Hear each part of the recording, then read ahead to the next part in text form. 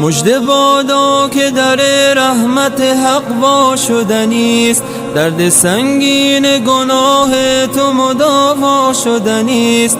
او که بخشنده هر جرم و خطا هست، به آن دل دیوانه عشاق چه شیدا شدنیست.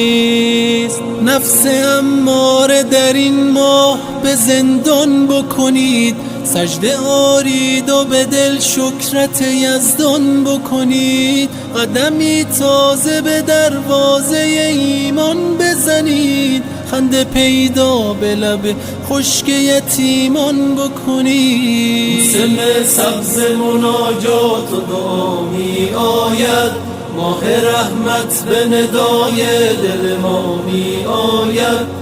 مژده بادا که به تن روح دمیدن بگرفت و به پژمرده روان باد صبا می آید. فرصتی بهتر از این ماه کجا می باشد، که در آن بخشش هر جرم و خطا می باشد. همگی با دل و جان خدمت مهمان بکنید، چون که مهمان همه ماه خدا می باشد.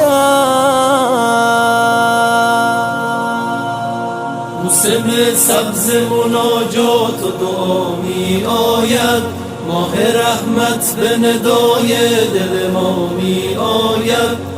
مژده بادا که به تن روح دمیدن بگرفت و به پژمرده روان باد صبا می آید. سائلان را به سر سفره خود راه دهید، تحفه عشق به هر مفلس و هر شاه دهید. با یکی خیر هزاران به تو برخواهد گشت، هرچه در وسع و توان است در این ماه دهید.